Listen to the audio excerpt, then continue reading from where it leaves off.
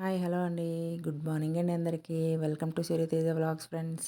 ఈరోజైతే మా స్టైల్లో ఫుల్ గ్రేవీతో చికెన్ కర్రీ చేశాను ఫ్రెండ్స్. ఎవరికైనా నచ్చితే ట్రై చేయండి. ముందుగా ఇదైతే 1 కేజీ చికెన్ ఫ్రెండ్స్. 1 కేజీ చికెన్ని ఒక 3 టైమ్స్ బాగా కడుక్కున్నాను. కడిగేసుకొని ఒక గిన్నెలో ఆ వాటర్ని అంతా వడబెట్టుకొని ఒక గిన్నెలో తీసుకోవాలండి. తర్వాత అందులో 1/2 టేబుల్ స్పూన్ పసుపు, 2 టేబుల్ స్పూన్ కారం, 1/2 టేబుల్ స్పూన్ ధనియాల పొడి, తర్వాత 1 టేబుల్ స్పూన్ సాల్టు, హాఫ్ నిమ్మకాయ ముక్కండి పిండుకోవాలి రసము.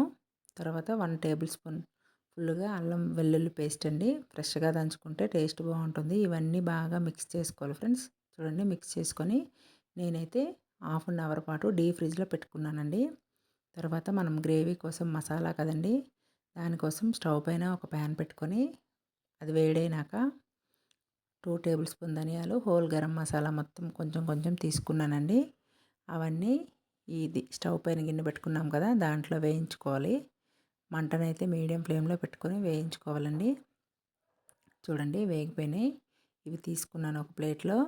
ఇవి బాగా చల్లారనివ్వాలి ఫ్రెండ్స్.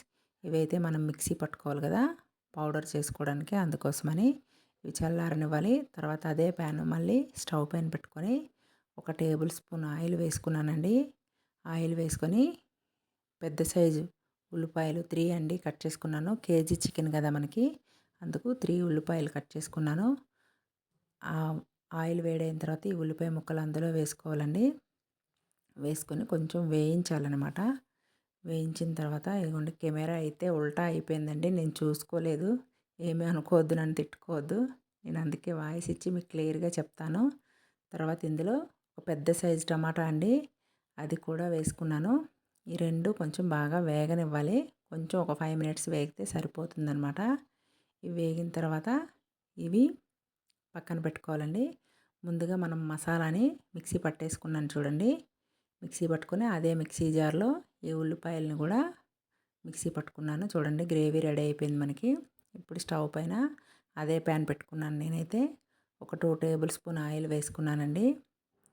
తర్వాత బిర్యానీ ఆకు వేశాను. తర్వాత ముందుగా మిక్సీ పట్టిన ఉల్లిపాయ టమాటా పేస్ట్ని వేయించానండి.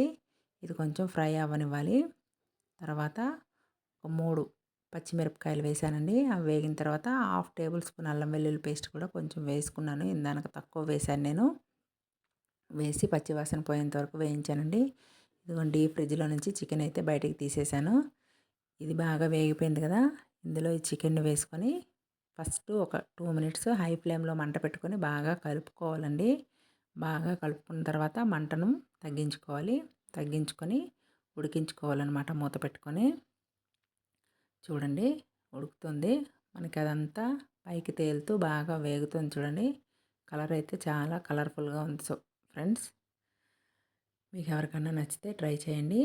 ఇప్పుడు ఉడికిపోయింది కదా, ముందుగా తయారు చేసుకున్న మసాలా పొడిని ఇందులో వేసుకోవాలండి. ఈ స్టేజ్లో మనం కారం సాల్ట్ అన్నీ చెక్ చేసుకోండి ఫ్రెండ్స్ ఒకసారి. అన్నీ సరిపోయినాక ఒక చిన్న గ్లాసుడు వాటర్ వేసుకుంటే సరిపోతుందండి. కొంచెం ఉడుకుతున్నప్పుడు కొత్తిమీర పుదీనా వేసుకోవాలండి. చూడండి దగ్గరకు అయిపోయింది. ఇది గ్రేవీతో దించుకుంటే మనకి బిర్యానీతో, గారెలతో, పూరీతో చాలా బాగుంటుంది ఫ్రెండ్స్. నేనైతే గారెలు చేశాను. చూడండి ఎంత కలర్ఫుల్గా కనిపిస్తుందో. చూడండి ఫ్రెండ్స్, నేనైతే గారెలు చేశాను. గారెలు ఇంకా చికెన్ కాంబినేషన్ చాలా బాగుంటుందండి. మీకు ఎవరికన్నా నచ్చితే ట్రై చేయండి ఫ్రెండ్స్. మా వీడియోస్ కనుక మీకు నచ్చినట్టయితే లైక్ చేయండి, షేర్ చేయండి, సబ్స్క్రైబ్ చేయండి friends. Thank you for watching friends.